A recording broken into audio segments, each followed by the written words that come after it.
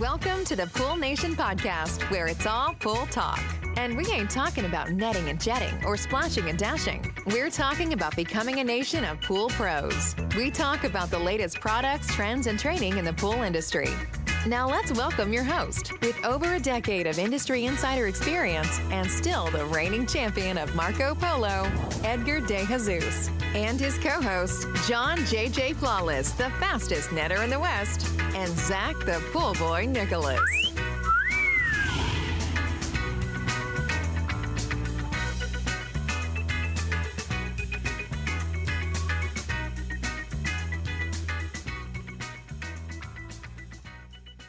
Welcome, everyone, to the Pool Nation Live podcast. I am your host, Edgar DeJesus, and yes, I am the reigning champion of Marco Polo, along with John J.J. Flawless, the fastest netter in the West, and the famous Zach, the Pool Boy Nicholas. And yes, today we are in studio, so we are with the Cannonball King himself, Mr. Spider. What's good? How you doing? Uh-oh. There we go. Man. You just thought about jumping in today, right? Yeah, I'm having misfires all over the place, apparently. You're worried about the cold weather that we had out here in Texas and whether you jump into that cold water. I like to sleep in the cold. I don't know if I'd like to swim in the cold. Yeah. I think as you get older, the water just needs to get hotter and hotter to be able to swim, Spider. So, hey, everybody, I want to welcome you. Today, we are talking to Shay Parker and Robbie Walker with Solenis, and we're doing a deep dive and educational podcast on Cal Hypo. Really excited about that. And I want to welcome everybody to our live podcast, the podcast where it's all pool talk. And we ain't talking about netting and jetting or splashing and dashing. We're talking about becoming a nation of pool pros. And yes, we will talk about the latest products, trends, and training in the pool industry. But before we get started today, we want to thank our visionary partners for this podcast, the SPPA, Blu-ray Excel, AquaStar Pool Products, Natural Chemistry, Raypak, Heritage Pool Supply, Hayward Pool Products, Poolside Tech, and Pool Brain. We want to thank them for their continued support. Mr. Zacharias, how you doing? I don't think we have enough time today to get into how I'm doing. Not after that call I got from you this morning. I know. I don't know what's going on. The sun's been peeking out lately. The temperatures have been nice. I don't know, but I'm firing on all cylinders for this week at least. So we've got a lot of really cool things going on. I'm really excited. We're working on a little bit of a rebrand. I don't want to share too much on it, but I can share. No, things are going really good. We're rocking and rolling. Started picking up a lot as far as repairs, and calls are starting to come in. So we're definitely in that transition into summer. Oh, yeah. We're there. End of February. Today the last day? Yeah, today's the last day. So March tomorrow, baby. Mr. JJ, how are you? Okay, I'm actually doing a little better today. There's the lighting that I'm talking about, Robbie. See? There you go. You glow now, baby. Is that what it is? But you do have that filter on. He's got that filter on his face part right there going, right? Yeah. Right? Yeah. Take 25 years away. Is that the glamorous filter? Is it? I don't know. It's a little scary that you know, though. A wrinkle away. John came to me one day and said, hey, can we create a filter for me? Yeah. So he wanted his own filter. The flawless filter. Yeah, the flawless filter. I want to tone down the meanness or whatever. Everybody's saying that I look upset or I look angry all the time. So I'm trying to soften my look a little bit. There was a thing, right? Yeah. Grumpy Bear. Wasn't that a thing for Grumpy a while? Bear, yeah. They made me T-shirts. I'm doing good. Actually, I'm doing a lot better. I am not as peppy as Zach, though. I'm not firing on all cylinders. I'm up to 1 out of 12 cylinders maybe, but the last couple days for me was rough, and we were joking around having a conversation, and I don't know what it was, but today I woke up feeling much better, though, so I'm ready to rock and roll. Actually, very looking forward to the podcast here. I think education is key, and the more we talk about different options and different products out there for our pool techs to use, just arms them with more ability to be able to take care of their clients in the backyard, because unfortunately, the cookie cutter approach that a lot of us seem to think is the way to go isn't necessarily the best for the pool or for the customer. So I'm a little upset that I wasn't there. Unfortunately, I wasn't able to make it out to Texas this time around, but next time, if you guys do make it out, I want to make sure that I'm out there and in studio with you guys. But I heard you had a lot of good fun. I'm excited to hear about your guys' story and about Solenis in general and what you guys do for the industry. There's some big companies out there that a lot of pool techs don't necessarily know, when there's like the bigger company that creates other things and other products, and they don't really have a good view or an understanding of the important role that you guys play in our industry, along with some other large manufacturers as well. But they're familiar with the products that you guys do produce. So I think this is going to be a great podcast, and looking forward to getting it started. Absolutely. Mr. Robbie, how you doing? Not too bad, sir. Not too bad. Thanks for having me. No problem. Thanks for coming out. Yes. As John said, yesterday was great. We can't wait for that to get listed and on your Poolman University. We hope that a lot of people can take it and run with it and get a lot of education out of it from yesterday. Awesome. It was a great time. Other than the tripod doing the leaning thing that it decided to do? If there's not something that we have to tweak or work with, it's just not normal. Right, yeah. We got her done. You got her done, That's right? So how are you doing, Shay? Excellent. Couldn't be better. Yeah. Happy to be here. The weather's beautiful. It was really nice yesterday. We got spoiled a little bit. Of course, we had, 3 or 4 days out here that it was in the teens. It was miserable. Yeah, what did you say, a week ago in 11 to 12 and then 72 yesterday? Yeah. I didn't even put the trash cans out, John. It was so cold. I'm like, I'm not going outside. So anyways. All right, guys, let's get through a couple of our housekeeping notes here really quick. I am going to talk about the Heritage Bootcamp that we're going to be doing March 27th and 28th over in McKinney, Texas, which is out here in the Dallas area. And day one is going to be hands-on pumps, filters, automation, wiring the pads. It's all hands-on for the pool pros. And we're not talking about one heater in the middle of the room and 50 people around it. It's literally every pool pro is going to be cutting wires, stripping wires, running it through conduit, learning about high voltage, low voltage programming, heater repairs, heater troubleshooting. So we're looking forward to that. And then we have 2 tracks that we're going to be doing the next day, which is for the business side, we're going to be doing business efficiency, masters of operational efficiencies for success. We're going to be talking about coaching for performance, understanding financials, business metrics, and your cost of service, and then driving results through accountability. And for the technical side, we're going to be having elevating pool care, comprehensive responsibilities of a pool pro, ozone systems. We're going to be talking about the blueprint for balanced water, mastering algae, prevention in pools, electrical safety in pools, bonding and grounding, and then Mr. Flawless. What are we doing, baby? Right here. We went out yesterday only with Robbie because Robbie is being my security guard for this, but we pulled out $10,000 right there, baby. That's what you get if you win the Pool Pro Championship. If that's $10,000, then there's a lot of single dollar bills. It's all dollar bills. That's all real money. Look at that, John, right there. That's a lot of 10,000. I think we need to do our math again. See, that's the problem with John. That's the problem with John right there. It's like we do something and he just has to call it out and be like, yeah, that's not how that works. You're doing wrong. No, John's apparently seen $10,000 in cash a lot. I'm thinking that's how he gets paid. Oops. It's freshly printed this morning. Yeah, we printed it this morning at Kinko's, right? That's where we went. One of those. Out at Kinko's. All we're doing is we're showing, look, we're putting the stake down. We're saying, hey, look, we're going to be doing this for many years. Here's $10,000 worth of prizes for the next 10 years. I do have to say, I was joking around with my kids and showing them. And so what do you think my kids did when they saw that stack? They were like, can I have some? And then I pulled some out and I gave it to my daughter and she's like, oh, all excited. And my wife is like, know what you're doing, right? So she looked at it and she's like, oh, there you go, Dad. I think I popped her bubble really quick. I'm sure. My wife would be like, kids, he's not going to hand it that easy, right? Yeah. Right. So we are doing the Pool Nation $10,000 Pool Pro Challenge, and John got mad at me. He was just like, dude, you gotta have to explain what it is that we're doing, because he teases me that I'm all over the board. But what it is basically it's a competition designed really to showcase the skills of the pool pros, and it's for the repair techs. And what we're going to be doing is a series of hands-on challenges, troubleshooting, repairing, installing pool equipment. We're going to have different qualifiers. So at the Heritage Bootcamp, we're going to have one of the qualifiers. The week after that, we go to Oxnard. We're going to have the second qualifier right there. And we have a leaderboard that we're putting together. So what we want to do is all the pool pros that register. So we are going to have a yearly leaderboard on there. So they'll be able to see what they rank within the world, because we have people. And there is, check it out, John, Zach, I don't know if you guys had seen it or not, but there's so far the leaderboard that we have going on. And look at that. There you go. So we're playing with that. We're tweaking it out, but the top 5 will always appear up at the top. So what will happen at the qualifiers is obviously we'll have the judges time them. We will have them obviously score them. And then what we'll do is we'll plug them into our system that we created, and the system will automatically know who ranks what, and the top 5 will appear up at the top. We're excited about that. So we're going to do some qualifiers out in McKinney, out in Oxnard, and then we are going to move up to Las Vegas October 22nd.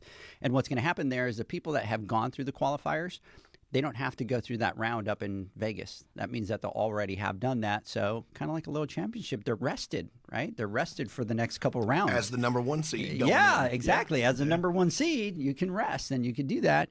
And we're going to have the final championship. So we'll have the final 3 for the final championship. And so what they're going to have is a little bit of a mystery challenge. So they won't be able to know until we get there. And then we will have 3 full-blown pads out on the floor, and then what we're going to do is throw them a little curveball, and they're going to have to do some programming, some repairs, some troubleshooting, and then what will happen is we will get the winner from there. The one thing that we started talking about, John, is that you have to read the manuals from the manufacturers, because that's what we're going to use in order to be able to score. So like John was saying yesterday on Wednesday, hey, we know there's a lot of pool pros that go, hey, I prefer it to do it this way, or I prefer to do it that way. We have to have a set of rules, right? And so that is that you have to go and use that manual to be able to do that. So Robbie, you were explaining one perfectly yesterday, which is it could be that they're playing with the heater and step number 1 is turn off the gas. And if you don't turn off the gas, you're going to lose points, right? So you really kind of have to go through that manual to be able to do that. So we're excited about that. April 4th and 5th, we are going to the Raypak Bootcamp, and we are going to be doing the hands-on training out there. The cool thing about that one is they have a hot room. So they actually have heaters that are connected to water and gas, and they fire up. But on this one, they're connecting some of the pumps and some of the automations to those systems to be able to take the education up a notch. So we'll have heaters, pumps, automation out there, and then we will be doing a round of qualifiers. And then on that one, we're going to do on Saturday just business courses. There won't be any technical courses, but we'll have operational efficiencies. We will have ensuring financial security, unlocking profit and growth, and then profit strategies growth through customer-centric approaches. Anyways, anybody that wants to register, go to poolnation.com, go to the Bootcamp button, click on it, and you can go to either Bootcamp, register through there. I will tell you this, McKinney is just a little bit more than half full already. So if you are going to go out there, make sure that you register within the next week or 2, because I promise you it's going to be sold out like we usually are. So go out there and register, and then, hey, $10,000, baby. So, look, I just wanted to jump in a little bit and talk just a little bit more about it. We're constantly trying to figure out, do different things to give back to our community. And there's no secret behind what our purpose in life is with Pool Nation. We want to educate, right, our fellow brothers and sisters out there in the pool industry. And then we want to highlight them as well. And any way we can find a way to give back to them. And that's what we try to do. I've had a few people ask, well, hey, how do you guys keep coming up with the stuff while you're doing this? And it's simple. We started the Pool Nation Award, which we've done now, 4 years now? Has there been 4 years? Yeah. 4 years. And we highlighted, it was for the pool pros, by the pool pros. And we had our pool guy of the year and our pool girl of the year, which was a huge success. But there was a certain part of our industry that isn't necessarily being highlighted as well as we believe they should be. And you can go on Instagram or you can go on social media or whatever, and you see all the pretty pools and all these builds and all this stuff, but the people behind it and the things that are being done aren't necessarily being as highlighted as they should. So we said, hey, there's another whole sector to being a pool professional out there. And you can be the best chemist and you might be able to service pools very well, but there's another component to it that isn't necessarily being shown. So we said, hey, let's come up with a championship to where we can highlight these pool pros out here. A lot of these guys and gals don't necessarily have their own businesses and they're out there doing the work themselves. They work for larger companies and they might not have the opportunity to be able to go out and do these types of things. So we said, hey, look, let's create this competition to where we can take some of the best in the world and highlight their skills. And this is what we came up with. And we've had quite the reception for it. I can't say how we do a lot of things, but this thing I'm very excited about. And I'm looking forward to seeing everybody come out there and show their skills. The $10,000 is just a little bit of a thank you. It's us saying, hey, look, we're blessed in a position to where we have some amazing visionary partners and other companies that are willing to step up and give back to the pool pros. So this is going to be a fun event. Guys, don't procrastinate because it is filling up very quick. So make sure you get online and you register and you get out there and show us your stuff in Vegas. Absolutely. Get out there, show up, register, go to poolnation.com. There's a Pool Nation Championship button. Click on it, register. Robbie was saying that he was going to sign up because he was like, man, I could use 10 grand. I'm definitely going to be at the 101 course, not the 201 course. So I need to be at the bottom. So I know enough to get myself Start hurt. small. That's about it. Yeah, So. that's it, baby. But no, I think it's really great you guys are doing that. I mean, I know I want to get out and tell as many people to get signed up because even if I'm self-employed by myself or I've got a company with 50 employees, what an incentive to send your employee or yourself. That's 10 grand. Yeah. Right? Like, why not? They get better at what they do. They learn the right way to do things and could never know could win. Yeah. So it's huge. A little healthy competition is And always, there's going to be it's some always big, fun. There's going to be some big bragging rights because it's going to be the very first one. They're going to have a big, huge championship belt, rings, 10 grand, right? So we're going to have a podcast with them on the cover of the magazine. Like, we're all out. Anyways. Yes. So Coastal Cactus, by the way, is saying you'll lose more than just points in the real world if you don't follow the manufacturer guidelines. So, yes, true that. And our boy Ed out NOLA Pools cares. Big shout out to you, brother. He's out in actually Louisiana, kind of out in your guys' territory out there. So, all right, guys, let's get this party started. Shay, I'm going to start with you. Why don't you tell us a little bit about yourself? Okay, my name is Shay Parker, and I work for the illustrious Solenis, which, you know, I have actually been with the company for 34 years. That doesn't seem possible in some ways, but yet it is. So I am the regional manager for the Southeast in the dealer direct product line of chemicals that we carry. So we have brands that you may be familiar with like Pool Life, Aquasil, Serona for Spa. And our company, Solenis, is I think that Robbie's got a little bit of intel about the company, but overall, we do water treatment for different segments, including industrial, commercial, and then we get into the pool side of it, which is a lot of residential, a lot of commercial applications as well. So about me, in addition to being a regional manager for Solenis, I'm a mom. I've got 2 kids. I have 2 grandchildren. I live in Southeast Tennessee, so that's where this deep Southern accent is coming from. Hopefully everybody out there can understand me. But just really happy to be here and support this, and hopefully we can bring something to the table here and talk about Cal Hypo, which is a potentially underutilized chemistry by a lot of service techs out there. So we hope to inform everybody of what a great product we have. Great. Robbie, why don't you tell us a little bit about yourself and how you got here today? I got here today because Shay voluntold me. No, I'm just kidding. I'm his boss. Yes. Wait, the whole time you never said that yesterday. Well, it's very new. Only like, what, 3 weeks in? 3 weeks in? Hey, when you work at the family-oriented kind of like we do, we're a family, but yes. But actually just very honored. When it came up, I was all about it. When I honestly didn't know as much about Pool Nation near as I do now from the last 3 weeks. But what you guys are doing, like I just said about the Pool Pro Challenge, is just huge. It's awesome. It's what our industry needs. Very honored to be here. And again, we had a great day in the studio yesterday. Super cool. Nobody in the crowd had any questions. It was very silent because it was just us and the camera. And Edgar, he didn't ask any questions. As Shay said, been with Solenis not near as long as 34 years, but about 6 years with the company.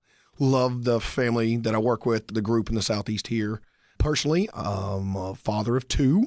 So I got a wonderful wife at home, and I've got one in college and one going to high school next year that just got registered on Wednesday. Very active, love sports. My son's played every basketball game he could ever get his hands on. I tried to coach everyone that I could until he told me not to. So then I just started refereeing so I could be on the court with him. But just do anything active, love outside. That's really all I've ever done is some type of swimming pool. Started in working through high school just on the side for a friend of mine's company, and just it propelled from there. Love what I do, love my customers. I've been in the Southeast for 16 years on the road, and so just love what I do and love being in the South. And again, I'm from Tennessee, as Shay is as well, so I know y'all will be like, good grief, these country. We're throwing out all the y'all. Yes. All y'all. All the y'all. It's like there's 2 things about me. It's like when I walk in a room, it's first of all, it's not, hey, where are you from? It's where are you from the South? Yeah. Or what part of the South? What part of Tennessee are you from? And then it's this wonderful, and I call it the coaching voice, which is the raspy voice, which means I cannot walk in a room. Someone will walk up and be like, man, I heard you 10 minutes ago. I'll be like, how? And they're like, no one has a voice that raspy, awful, whatever you want to call it. So I can just imagine, Zach. Can you imagine him coaching your kids and yelling at them with that raspy voice? I'd just be like, you know what? We need to rethink this sport thing for you. Oh, yeah. He gets down and I'm dirty, sure you're too. scary, He gets yeah. into it. yeah. Couple bad words and I mean, passionate runs in my blood. It's on a basketball court or in the sales field. I'm Hey. passionate about everything. We're both So, lifers in the pool industry. which I do have to tell you, Zach and John, it was so awesome speaking to Shay because we get to talk to a lot of people, but you don't have a lot of people that are lifers anymore, right? Like that just doesn't exist. And yesterday when we were having dinner and you're talking about just how Cal Hypo is made and the machines and the times before COVID and after COVID and when you started. And that's when I start to geek out because I really love going 20, 30 years ago that we know nothing about the industry and how it's changed. The amount of information that you have in that head and how you can spit it out so quickly is just absolutely amazing. Thank you. yes. I mean, It's painful. It's hard to hold it all in there. and then just the plant itself, like when you go there and see all the local people there in Southeast Tennessee that just, they've been there for 20, 25 plus 30 years. I mean, Well, I actually live 10 minutes from our manufacturing facility. Started at 19 years old. My dad worked for the company. And in our area, it's a major manufacturer still. So it provides a lot of jobs. And we used to say we eat, breathed, and literally smelled chlorine. Like that means money. Yeah. So Shay, you went into it a little bit in your introduction about Solenis as a company, but can you go a little bit more into detail and who exactly they are and what they do for our industry and the pool industry in specific? Who is Solenis? Yeah, it is a global company, and we're part of a private equity group called Platinum Equity, which is the formal owner of Solenis. We have 17,000 employees worldwide. Wow. yeah, 130 countries, 17,000 global employees. And really, Solenis, we were purchased by Platinum Equity first, and then Solenis was after that, and they kind of rolled us into it because Solenis does so much water treatment. Yeah, I mean, they're industrial water, paper plants. So they're big into the pulp and paper industry.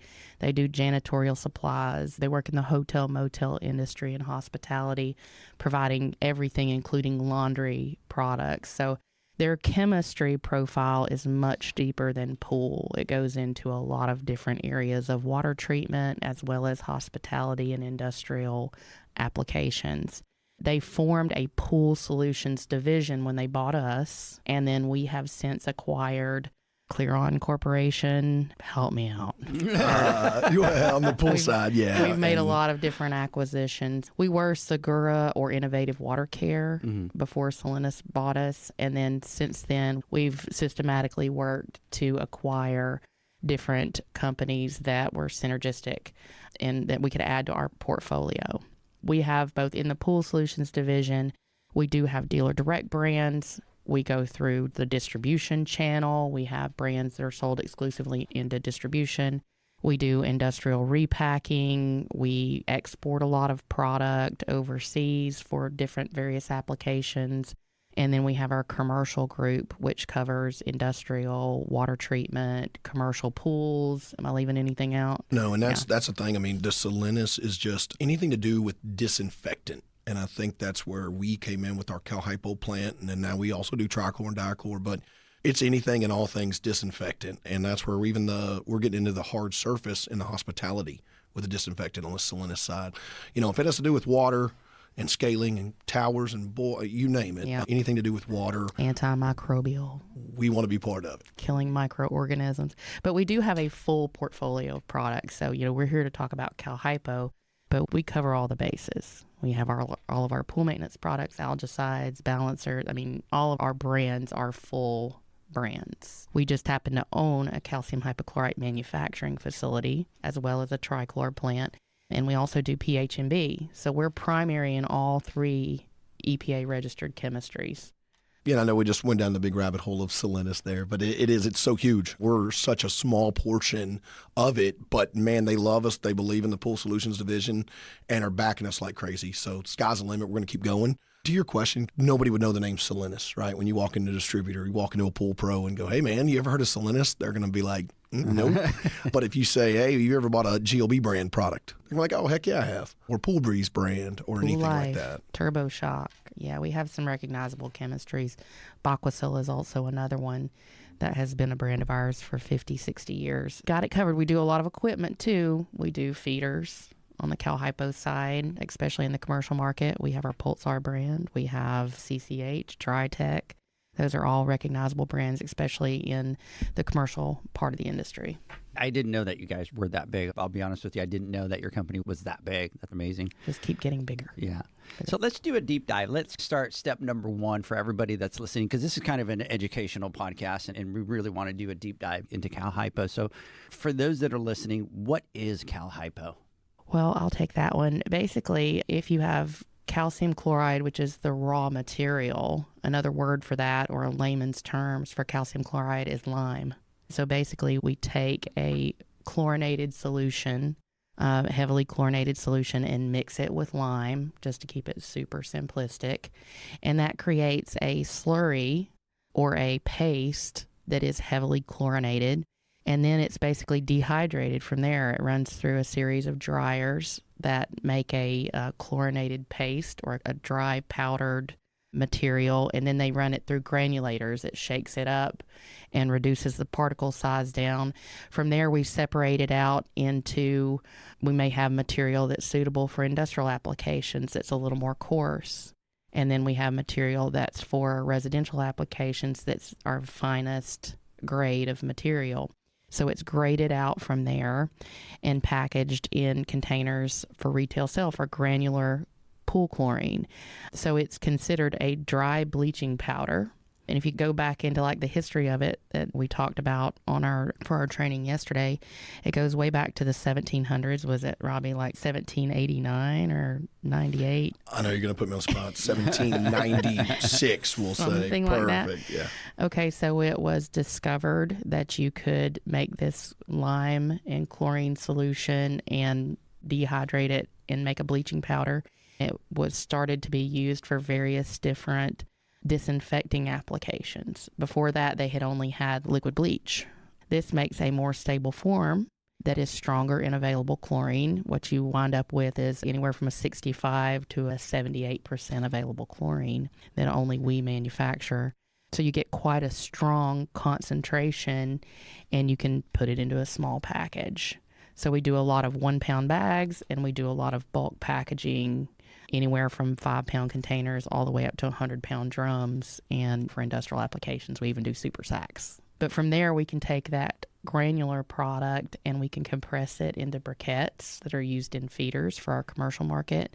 And we can also do slow dissolve calcium hypochlorite tablets, which are very much like a 3-inch tablet. It's a compact, usually they're octagon or D-shaped, depending on the feeding equipment. And those are very hard, compact tablets that are going to last as long as a 3-inch chlorinating tablet would if you put them in a skimmer or a feeder application. You're looking at a 5 to 7 day dissolve rate. Gotcha. So you said it's been around since like the late 1700s. When was it first introduced into pools? Into pools, it started being used about 1910, according to my AI search that I did yesterday. It was used in about 1910. I think it was like Brown University. They started using it to treat the pool in that university because pools have been around for a long time. So prior to that, pools were kept clean mainly through filtration and circulation. And there wasn't a form of sanitizer that was added to the water. Of course, having a form of sanitizer or chlorine present in the water takes care of all of your microbial load, your chlorine demand. It's necessary, as we know now. But back then, they were just able to keep the water clear. So through the use of it began with the bleaching powder with calcium hypochlorite and other, available forms of chlorine at that time, which they may have had sodium hypo. I'm not 100% sure. But we didn't have like trichlor come into play to stabilize pool chlorine levels until the early 1900s. I did not look this up on AI, but I believe it's only 50 or 60 years ago that the product was developed and came into the market. Before that, it was all Cal Hypo and sodium hypochlorite for pool chlorination. Yeah, that's interesting. The other thing that was interesting, what was it, Robbie? It was used to treat wounds. In World War One. Yeah, so I mean, it's like 1910. It hit a pool, right? And fun fact was that 1914 and 1918 time they were using it to disinfect wounds and treat soldiers in World War One. Yeah, for triage, and also just for potable water. Prior to having anything else, we started disinfecting and cleaning water. So you're looking at the control, chlorine in general. It was either gas chlorine, sodium hypochlorite, and then later on we were looking at calcium hypochlorite used to treat and disinfect potable water and wastewater. So those products have had a huge impact worldwide on the cleanliness of water. In fact, anytime there's any kind of disaster or flood that occurs, we get inundated with requests for calcium hypochlorite because it's one of the quickest, fastest, most efficacious ways to treat floodwater, to disinfect wells or cisterns, to treat potable water so that it's safe for drinking. It's used in the chicken industry to clean out chicken processing plants. It's used to disinfect if you have kennels. We have a product that is used specifically for cleaning kennels that has calcium hypochlorite chemistry. So it's very widely used for those types of applications, just to make sure that we have clean drinking water. It's even used to bleach people's houses or roofs. You can make it into a solution that can be used for cleaning applications. That's pretty crazy. Now, why is it so popular in pools? And obviously, I know different markets are a little bit different, but like an example, Texas out here is all Cal Hypo. Why is it so popular in pools? I mean, that's it. It's like 1950s and on, it just really started taking off in wastewater and other things, but mainly swimming pools. I mean, as Shay said, like back in the day, if you really thought about it, and anybody that's been in this for years and life or whatever you want to call it, like everyone had the 100-pound drums sitting by the pool. And that was it. It was, as we said, stabilized forms of chlorine didn't come in until the last 50 years. You think before that, it was just some CHC, calcium hypochlorite, getting dashed in the pool because everybody knew it as a disinfectant. It was a way to make water safe, no matter what it was. So, and feed. It's strong. You know, you've got the strength of the product, 65 to 78%. One of the visuals that we had yesterday was comparing it to sodium hypochlorite, which is very widely used, especially in the service industry. But you had, I think it was 6 4-pound cases of sodium hypochlorite sitting there compared to like a 25-pound bucket of granular chlorine, which would be roughly equivalent.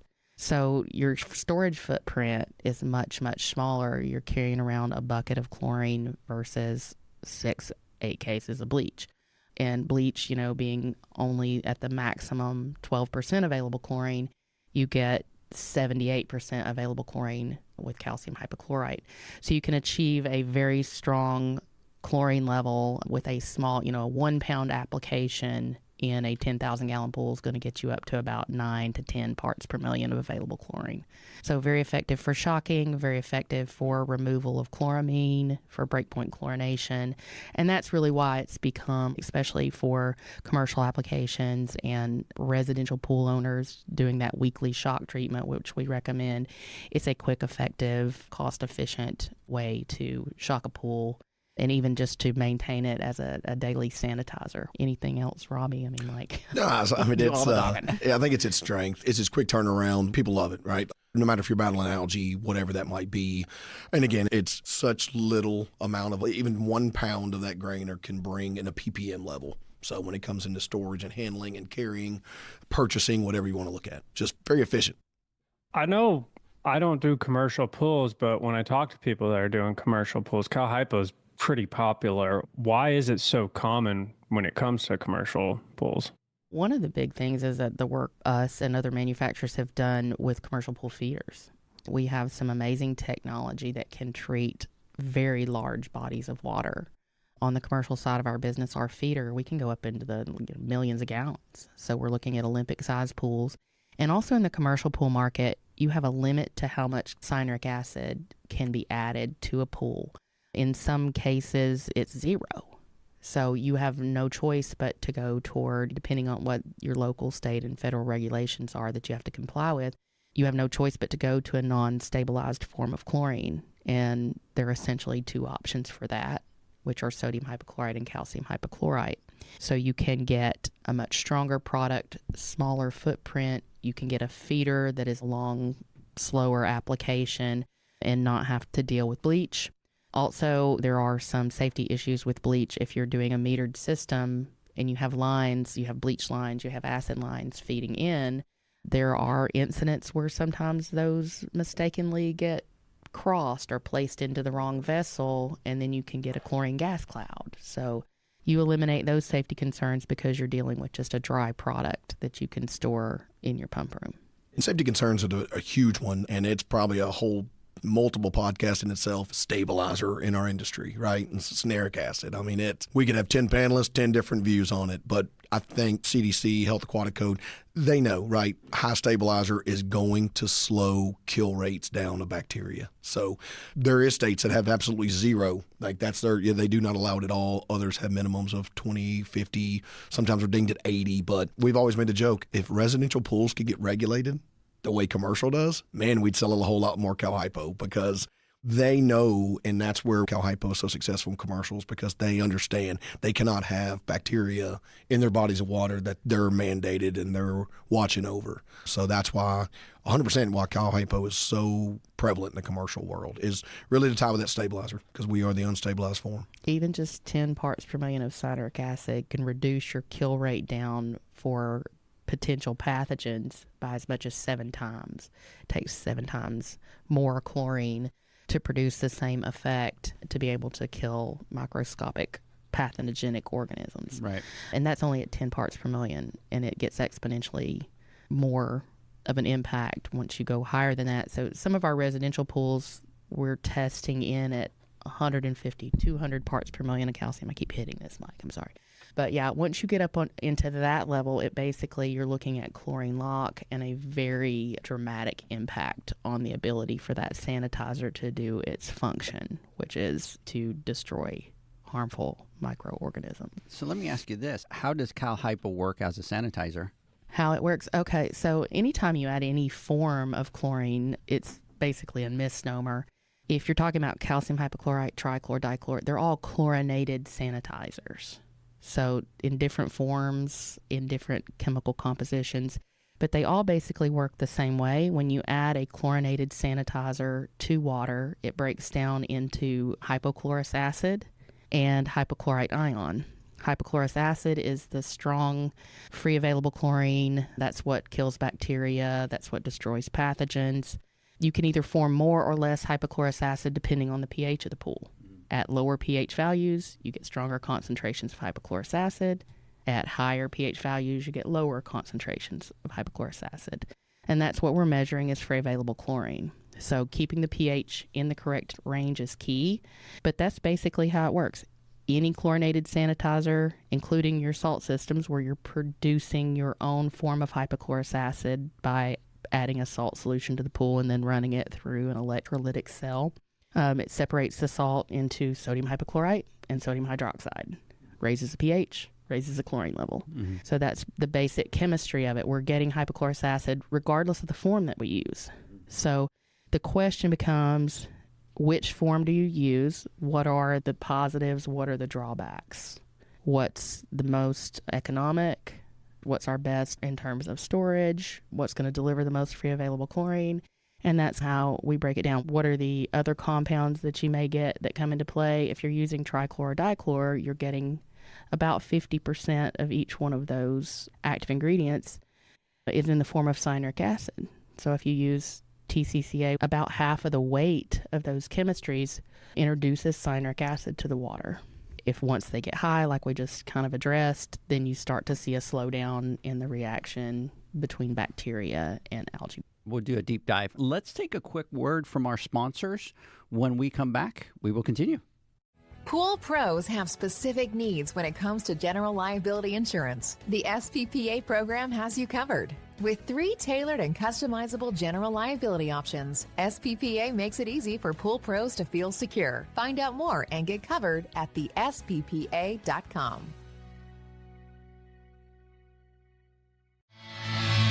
Now available, Pool Invoice. Pool Invoice is a pool billing software created specifically for the pool service and repair industry. It's developed for our industry and only our industry. Pool Invoice is built with recurring billing in mind. You can print, email, text invoices, or even send via WhatsApp. You can add reoccurring or yearly charges, accept credits, and set up autopay. You can even see when customers have seen the invoice. It even has a customer portal where they can log in and see, print, and pay invoices. It has all your customers' information on one page, so you don't need to search through hundreds of invoices looking for the one you need. Just go to the customer profile and it's all at your fingertips. Created specifically for the pool industry, Pool Invoice. Now available at poolinvoice.com.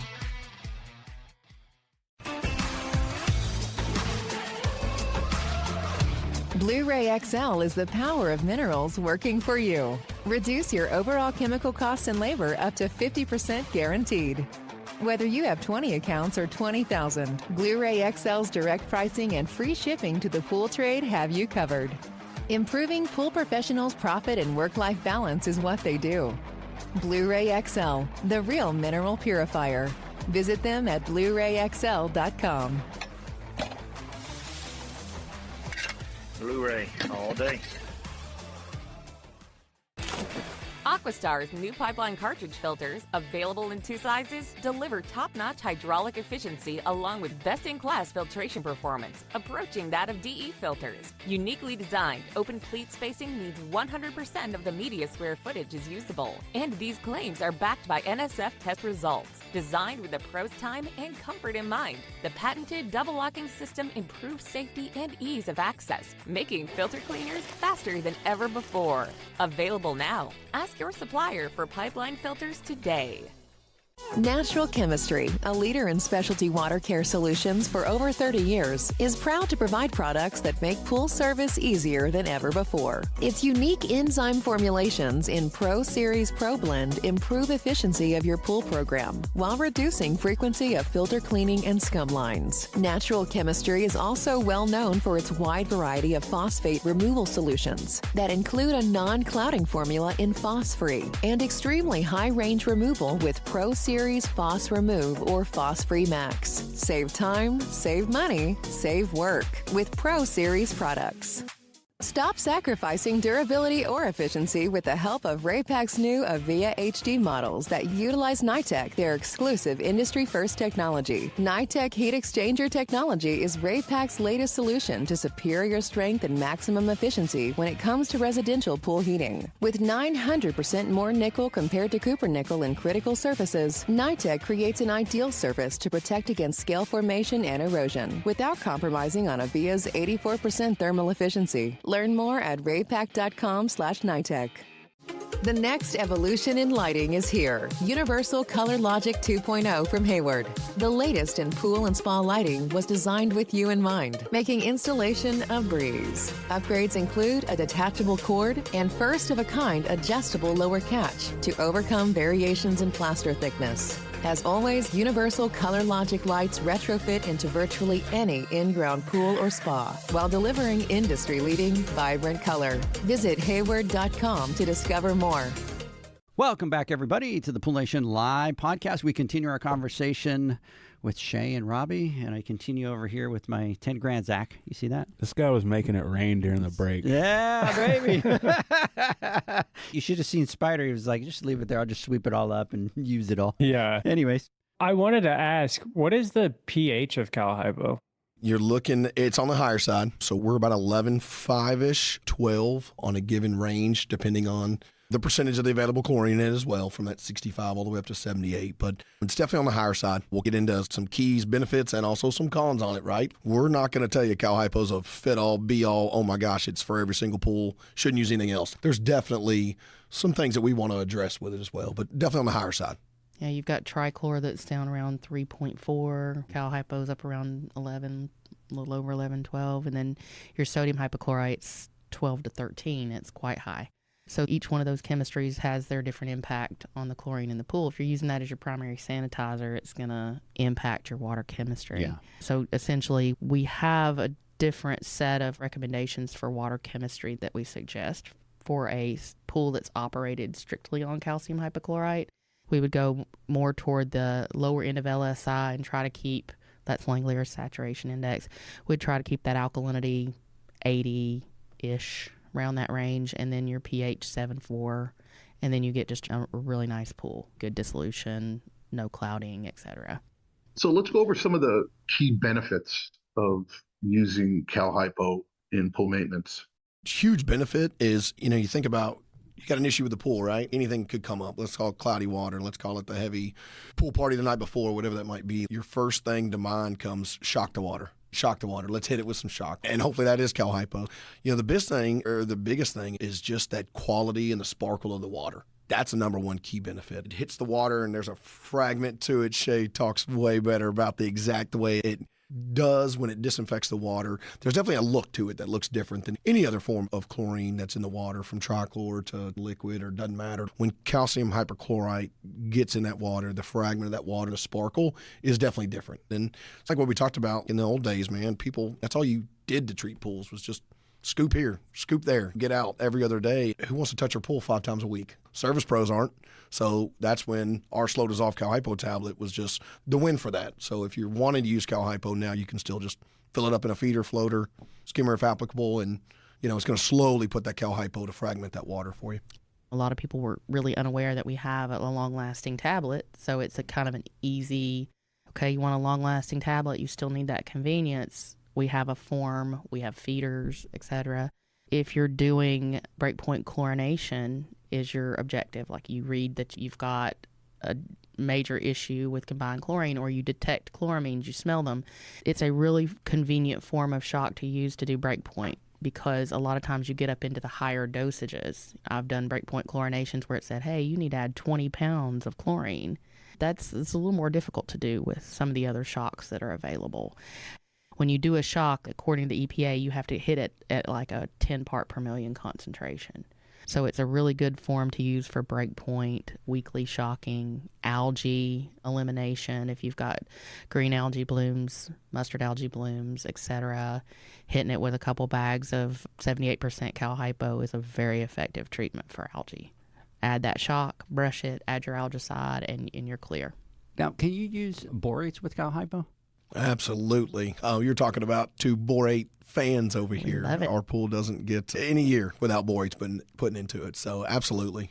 With the borates in the water, you're suppressing the carbon dioxide in the water, so should stop all plant growth. So then you're just asking that chlorine to do exactly what it's designed to do, which is kill bacteria. Technically, dating back, chlorine wasn't out there to fight algae blooms, fight this, fight that, fight oils, this and that. That's why you used to have to shower before you get in that pool, right? And watch out for other contaminants. So when you got borates in that water, it really just, the Cal Hypo is able to perform at its highest peak.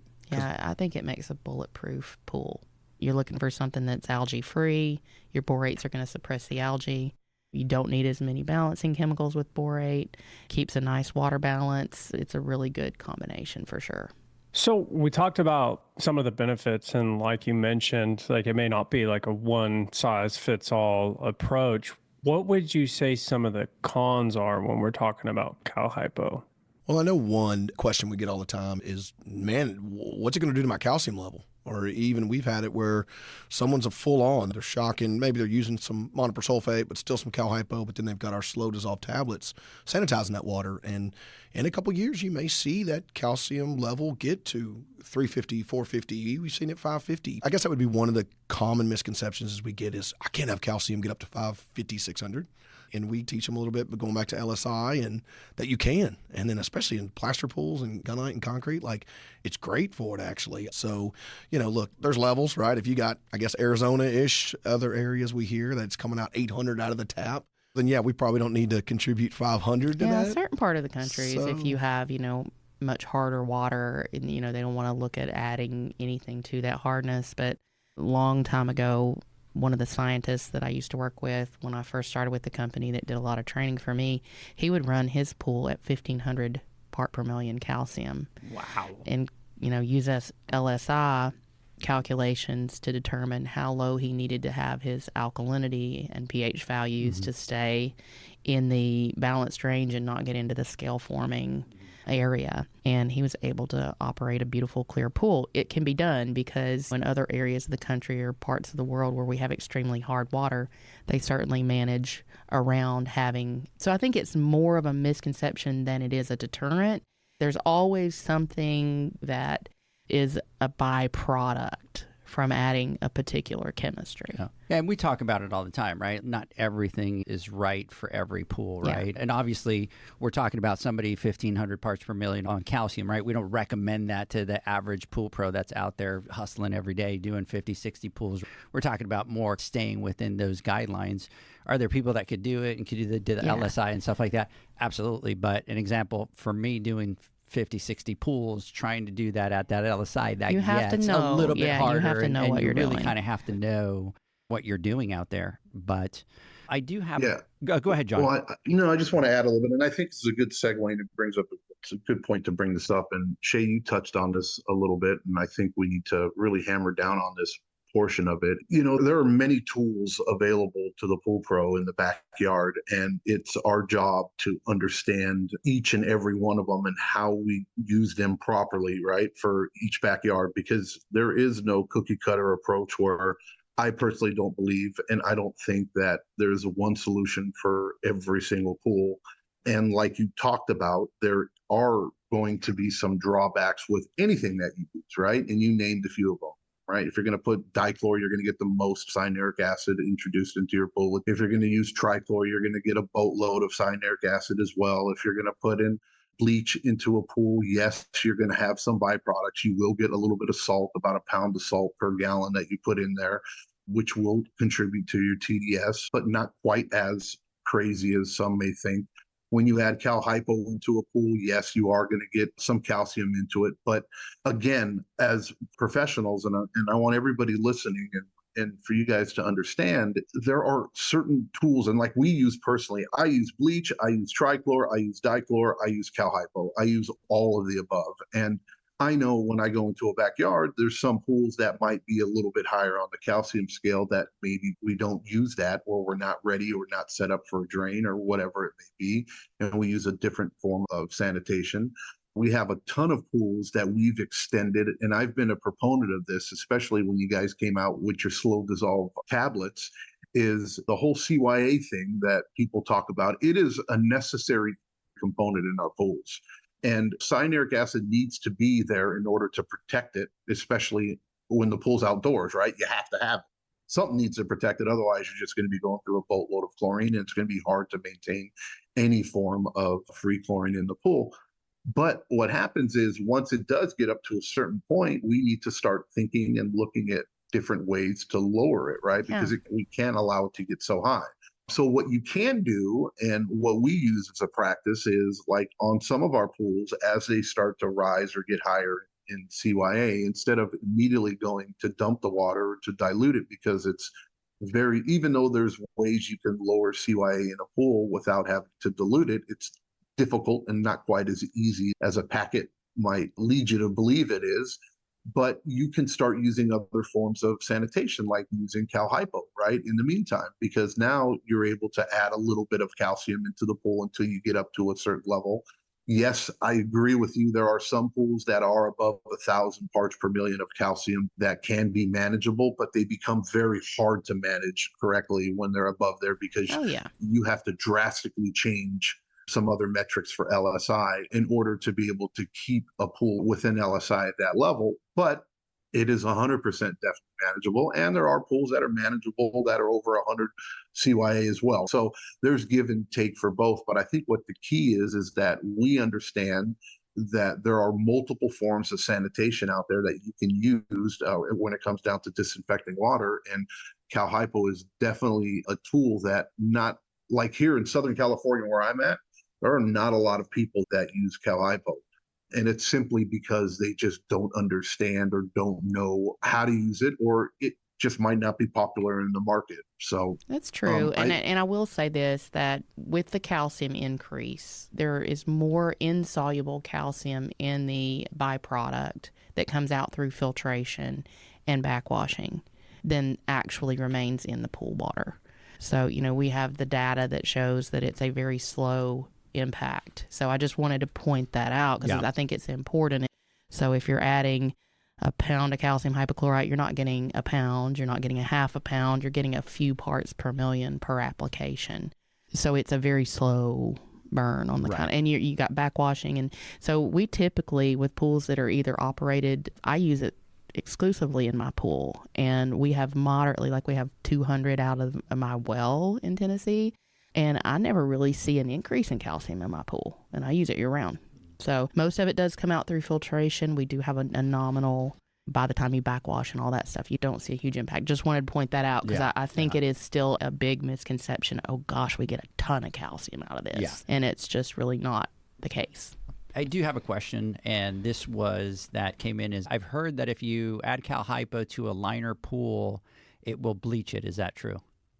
Yeah, it's definitely, you hate to use the word false, but you kind of do in this situation, or misconception, whatever you want to say, because what could be left at the bottom of that, if somebody took 25 pounds and dumped right in one spot, that's a different, unique situation. Reading directions, broadcasting it like we ask everyone to do on the back of our packaging. No, if there's any byproduct left over, it's going to be that calcium chloride, and it's going to be so minute and so little of a amount that no, it will not and cannot bleach that liner. Also, it's following label directions, testing the pool. We do recommend that you need to add the product when your pH is in the normal range. That takes out the bleaching circumstance because it's a high pH chlorine, typically bleaching with lower pH chlorines. If they come in contact with a liner and you have a low pH, either in the pool or the chlorine itself is a low pH, that can bleach a liner. We do testing with vinyl liners and putting them directly into very heavily chlorinated solution at different pH values. And liners can bleach at low pHs, 6.4 or lower. If your pH is in the normal range, regardless of what sanitizer you use, you won't see bleaching with pHs in normal ranges, even at very high chlorine concentrations. It has to do more with the pH because of what we talked about with hypochlorous acid. You get much more, a stronger concentration of HOCl at low pH values. So that's really where liner bleaching may come into play. Kind of comes in. And I think it all comes down to exactly what you were saying is, look, Cal Hypo is just a delivery method of adding chlorine into a pool or bleach into a pool, right? It's just one delivery method. No matter what type or form of chlorine that you're using, it is imperative that you add it correctly, right? It doesn't matter what you put or what you do. If you're just going to dump 10 pounds of Cal Hypo and it's sitting on the floor, something's going to happen to that liner. You know, if you do it with trichlor, it's the same exact thing. You do it with dichlor, the same exact thing. If it's just sitting heavily concentrated and you're not dosing your pool correctly, you are going to get ill effects simply because you're just not applying it to manufacturer specs.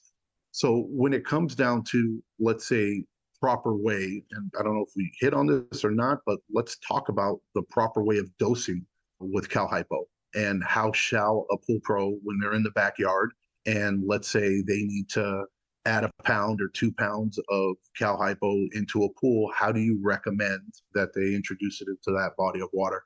When you're using the granular form and oxidizing or shocking that water, superchlorinated, we're always going to say never pre-dissolve. We're always going to say broadcast. We're always going to say never down the skimmer. And look, we're going to be real. We know there's some pool pros out there. Man, it don't dissolve. I got a brush. I'm going to throw it in a bucket and pre-dissolve it first. We get that, but from a company standpoint, liability-wise, due to the calcium hypochlorite in its nature. Yeah, let's talk about the reason why, right? So why don't you want them dissolving it in a bucket? What happens? That's safety precaution. Hey, and I know this at 101, right? It's you take that what if of what if the homeowner mixes chems, right? Or worst case, adds water to product, not product to water. And what was in that bucket? What was in the bucket prior before? There's just so many what ifs that we're always going to have it broadcast. Yeah, all of our labels actually have do not pre-dissolve stickers directly on the top. We started doing that maybe 15 years ago because of incidents that occurred. If there's not enough water in the bucket, if somebody puts a very small amount of water and you don't have enough to properly dissolve the amount of chlorine that you've added, and that can get you into trouble with off-gassing reactions. It doesn't necessarily get hot, but it's chlorine. So if you put it into a bucket where there's not enough water, or maybe that bucket might have had, somebody changed their oil and had remnants of oil or hydrocarbon in there, it could cause a hazardous reaction. We've had people do it in their sink in their house, and then they gas their house. It's not a safe practice. So we discourage that wholeheartedly.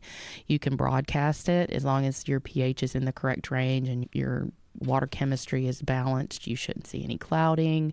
That's why we always say you don't need as much buffer with Cal Hypo, so you can keep your alkalinity levels down a little lower, and that's going to give you a really nice dissolution. And then if you need to, hit it with a vacuum if you get anything that goes to the bottom. But definitely the correct method is just broadcast for sure. I wanted to ask on that. You mentioned cloudy, and like Edgar said, like here in our Texas market, it's Cal Hypo, and I know sometimes you hit the pool and it does have a cloudy effect. What is the reason for that, and how do we clear it up or avoid it? Yep. No, Zach, it's actually just what I was about to say, because John said something about the Pool Pro and why and how to add it. That's a big thing, right? Service companies, you're paid to make sure that pool stays crystal clear. And sometimes we get a customer that says, man, I'd swap from Cal Hypo, right? Because I can't have that pool turning cloudy every time I leave. Maybe it's in late August where water temps up, this and that. But to your question, what normally is the culprit is high pH product going to a high pH pool. And when you put bad on top of bad, if you per se that, or high on top of high, you get that instant cloudiness. Yeah, and or alkalinity as well. And alkalinity as well. I mean, either one of those. If they're on that higher spectrum, and then you take that 11.5 Cal Hypo and just broadcast it out 2-3 pounds, you get that cloudiness, right? We will not say that. It is not, again, a wonder-all product. There's reasons it may not do this or that. So if you come behind it with a dry acid and try to lower that pH right there in that pool quite quickly, you'll see it start clearing up the water. Yeah, it's almost always water chemistry related. You got a little too much saturation at the end of the season when you get higher temperatures, even though some of your water balance values can look correct. If your temperature is very high, that can throw your LSI into the scale forming range. So you have a little more water saturation, and then when you shock, it doesn't go naturally just into a clear solution. You're going to see some remnants and possibly have some residue on the bottom. It doesn't dissolve as well. So toward the end of the season, when you have higher temperatures, definitely less alkalinity. In my pool, personally, I'm at 60 ppm, 60 to 80. Your range for calcium hypochlorite is 60 to 100. That's your ideal, with 80 really being your sweet spot. I go to 60 because I use exclusively Cal Hypo as my primary sanitizer and my shock. If I were using trichlor along with Cal Hypo, which I sometimes go back and forth just so I can keep a stabilizer level, then I would tend to go a little more toward adding more buffer and having a little higher alkalinity.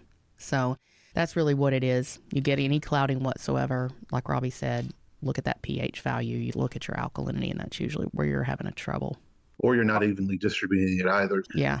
You get a high concentration of pH and you get a high concentration of calcium in solution, right? Then whatever other calcium's in that water too will fall out of solution. But as it dilutes and as it spreads, it'll all fall back in and the water will return to normal. Usually it's fine after a few minutes. Let it circulate. So I want to ask about best practices for handling and storing Cal Hypo safely. And I think, like, as John said earlier, we have all these different tools in our toolkit that we can use. And when it comes to treating in the pool, there's special considerations on each product has a different approach.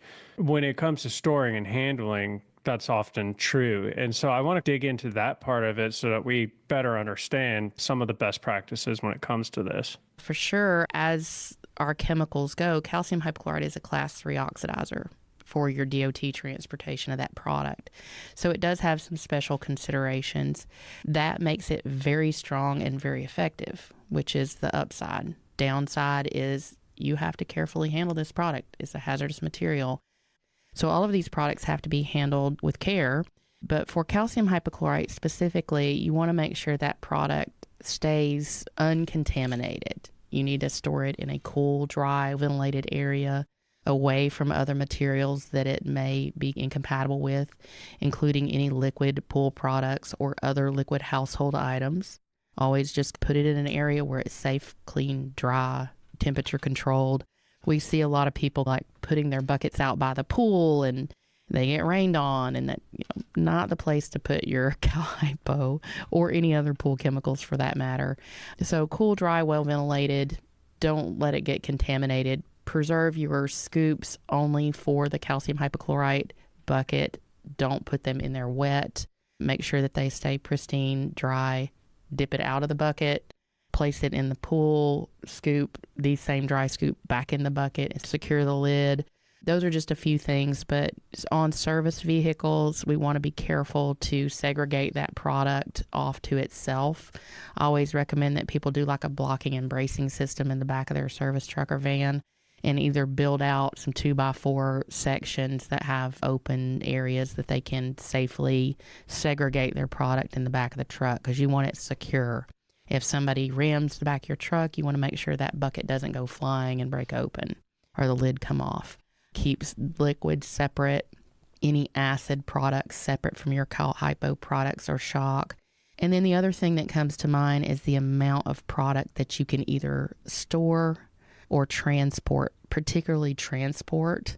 There are some DOT regulations around Class 3 oxidizers specifically, and just hazardous materials in general. You cannot carry more than 440 pounds of hazardous materials combined in one service vehicle or van, or if you're transporting it from a retail store, one retail store to the other, your limit is 440 pounds of calcium hypochlorite, unless you want to have shipping papers, have a trained professional driver, and you have to have, what else is there? Let's see. It's training and shipping paper. Oh, yeah. If you get over 1,001 pounds, then you're required to put a placard on the vehicle. So 440 is the limit that you can do and not have to have. Of course, all your personnel need to be trained, but you don't have to have specific DOT training. You don't have to have placards as long as you stay below 440 pounds of hazmat, which shouldn't be hard to do on a service vehicle. The other rule is per container, you are not allowed to have a hazardous material that contains more than 66 pounds of a hazardous material, whether it be corrosive or oxidizer or whatever. 66 pounds or 8 gallons of liquid. Carboys of bleach, if they're more than 8 gallons, that's a no, unless you have the proper shipping papers, training, etc. Guys, let's do this. See this? It's already 12:38. Yeah. We were talking about time yesterday. It goes too fast. I love this. We could talk all day. And it doesn't feel like it. It doesn't. No. Use that word under. I don't think that was a word we should have used yesterday. Yep. So, yeah. So, hey, guys, let's do this. Let's take our final word from our sponsors. When we come back, want to get some final thoughts. Pool pros have specific needs when it comes to general liability insurance. The SPPA program has you covered. With 3 tailored and customizable general liability options, SPPA makes it easy for pool pros to feel secure. Find out more and get covered at thesppa.com.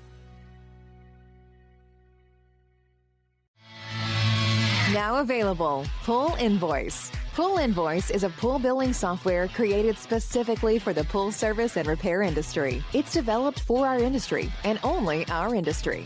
Pool Invoice is built with recurring billing in mind. You can print, email, text invoices, or even send via WhatsApp.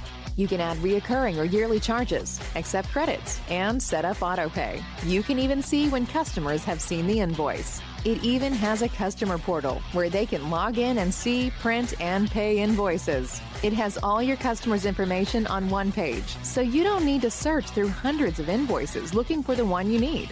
Just go to the customer profile and it's all at your fingertips. Created specifically for the pool industry, Pool Invoice. Now available at poolinvoice.com.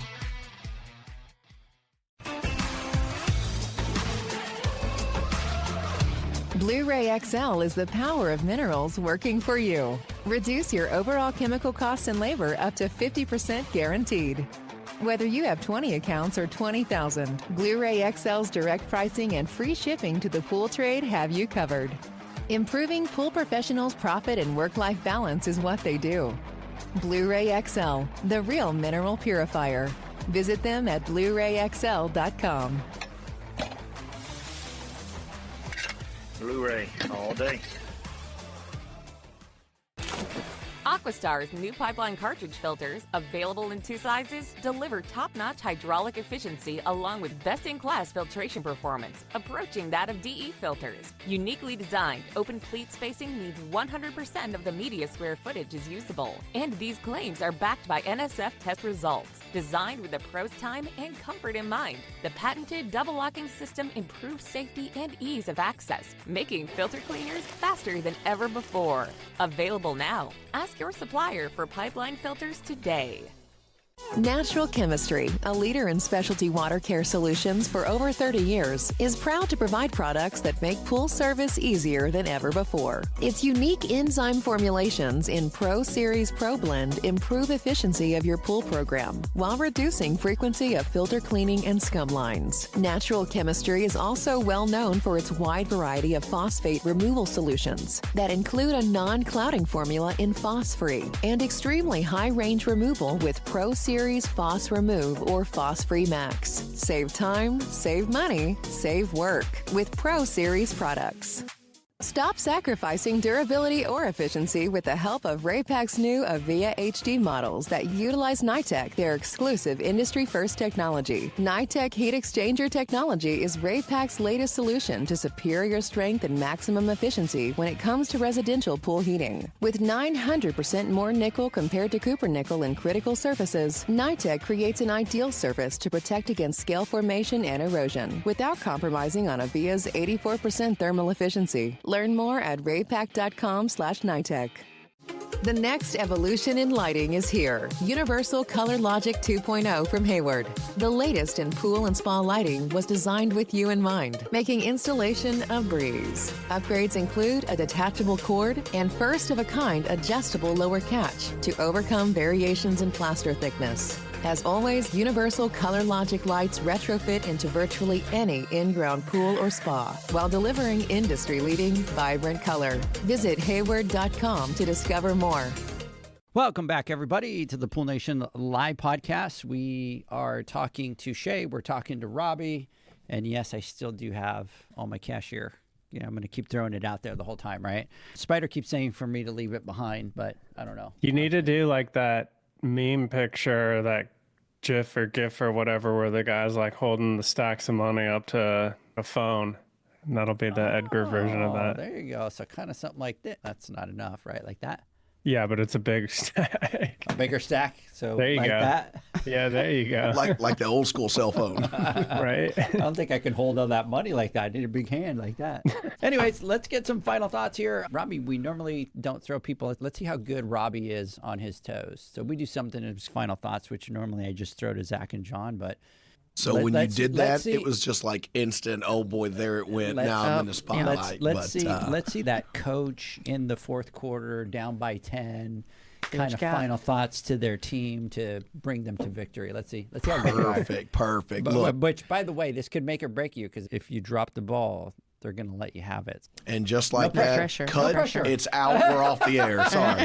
We're done. No, appreciate it. Look, today has been amazing. We appreciate the honor to come here just to educate about calcium hypochlorite. John hit on it earlier when he talked about the backyard. There's so many different forms. Everyone that's in this industry understands no pool is alike. I don't care what you think, what you say, backyard, whatever. They're all going to be different. So there is not a set and forget it type method at all. So we're here for education. We're here to make sure that it's a good fit for you. We pride ourselves in calcium hypochlorite, but we also manufacture sodium dichlor, trichlor, you name it. We're here for a good fit. I will say, guys, if you haven't thought about it, try calcium hypochlorite in all different forms or fashions. We do have feeders, we have floaters, granulated products, slow dissolve. Keep in mind also on the new innovation side, we will have some great automated side of feeding Cal Hypo to the pool in the near future. So some really cool things on the horizon for it. But again, we're here for education. Please reach out to our company. Shay or I would love to talk to you to just help your business grow. Absolutely. Love it. Mr. Zacharias, final thoughts. I was just thinking on our break, this industry has a lot of products, a lot of different chemicals, equipment, things like that. One of my favorite things is learning like where it came from, how it's made, what the history is behind it. And I'm sitting here and I'm like, 1700s. I'm like, what were they doing in the 1700s, you know? I love that stuff, and I'm really sorry I missed you guys, and I would have loved to have been a part of those conversations, because I'm sure yesterday there were some really geeked out deep dives into a lot of that. And like we were talking about earlier, that's the fun stuff. For some people, it might be boring, but for me, that's the stuff I love to hear. And I want to thank you guys for coming on here and talking about Cal Hypo. Like I mentioned earlier, it is really heavy in our market, so I'm pretty familiar with it, but it's always good to get in and do a little bit more deeper dive and bring this information to people that may not fully understand it or the power of it or what it can be used for. Mr. Flawless, final thoughts. Look, again, I'll echo what Zach said and want to thank you guys for taking the time to come out and do this. Education and safety and getting information out to the pool pros is our number one priority. And you guys taking the time to fly out and do the videos on the education, come out and do this podcast and help spread the word about Cal Hypo, your guys' product, and what it can do for the pool pros. I think we're a very interesting industry and we're very team-based by market.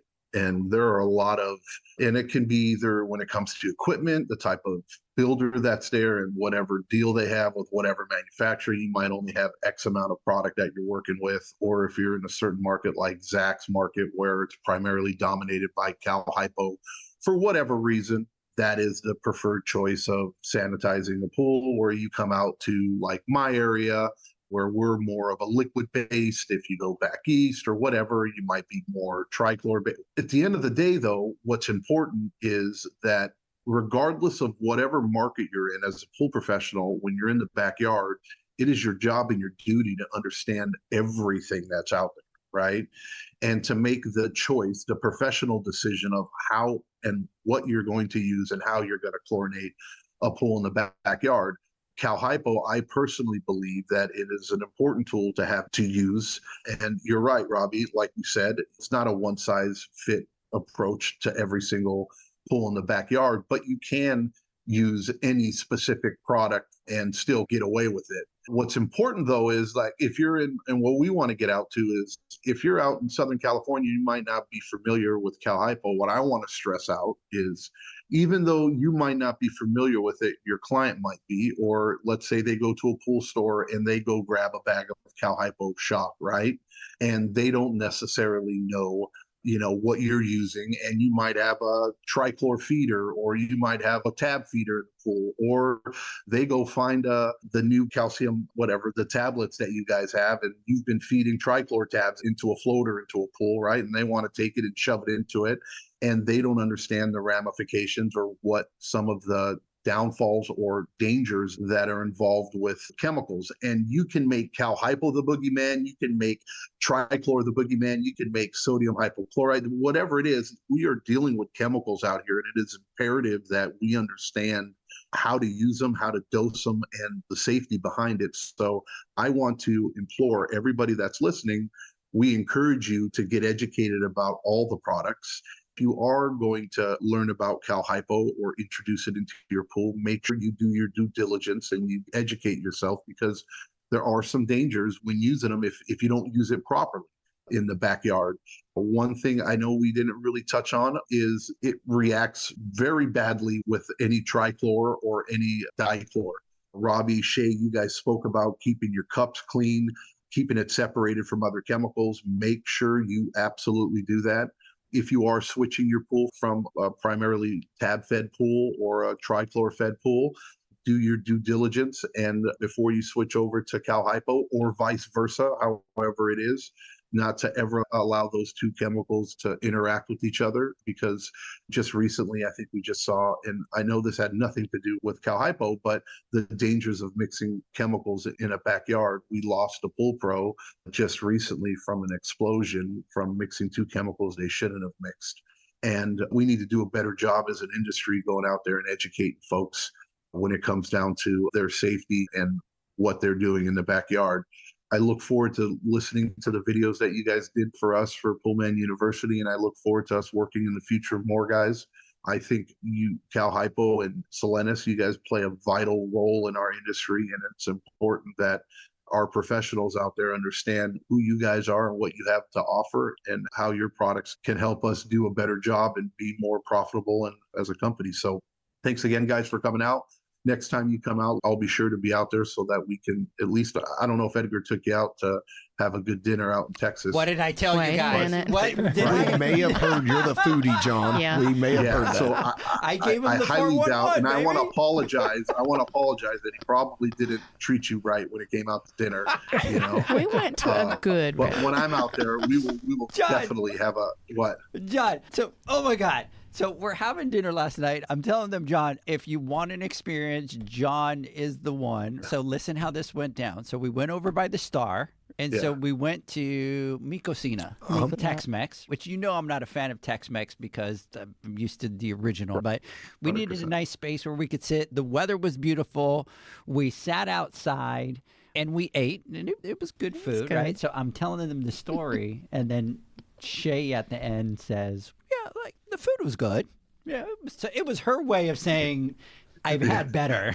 Yeah. I mean, if we get the chance to eat with you, John, and we don't see 4 appetizers and 2 entrees ordered, I'm going to be a little disappointed because. Oh, bro. Yes, it is an experience. That's what I heard. Yeah, I'm looking forward to it. So I feel guilty that I let you down because they came out. I take them to eat, and then Shay's like, it was good food. It was. All I heard when you said that was John going. I should have been there. John will look at you, right, Zach? And John will go, this was crap. Like, there's no sugarcoating. He'll just be like, yep, this was crap. Hey, everything has drawbacks. It wasn't a 4-hour meal, so that was definitely a plus. I tell you, I took him to eat some Puerto Rican food because I was so excited to take him and all that kind of stuff. And he's sitting there and he's eating and he's really quiet. Huh, Zach? He was like really quiet. We drove 2 hours to go to this place. 2 hours. You're so exaggerated, dude. It was a long way. It was 45 minutes. And Zach is just sitting there going, oh, my God, this is the best thing ever. Oh, my God. And we finish, and I go, John, how was it? And he's trying not to hurt my feelings. And he's like, it's okay.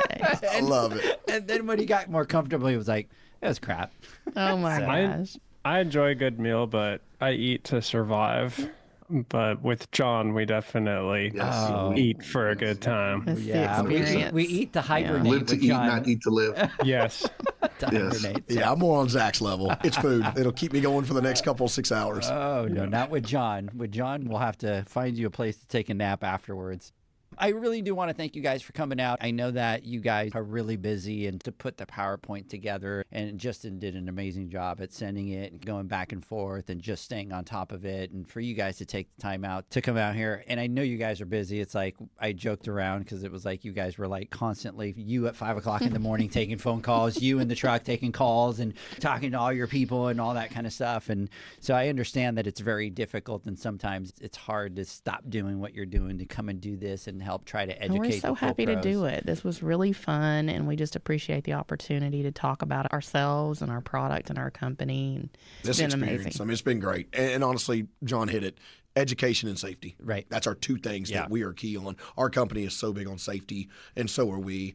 But you don't get safety without education. Yeah. And so hopefully the future's bright between us all, and we can see more of each other. Yep. Hey, everybody, we went into the studio. We shot some videos. We did shoot the one on safety. We could have done, 2 videos is what Robbie was saying afterwards. He's like, that should have been 2 videos. So we can arrange that. We can have you guys come back. That's right. There you go. So only if John's here for dinner. So anyways, Mr. Spider, thank you so much for everything. I hope everybody has a great weekend. Catch me and John live next week on Instagram Live. We are talking about our next phase of the Pool Pro. So stay tuned. Have a great weekend, everybody. Bye. Thank you. See ya. Bye.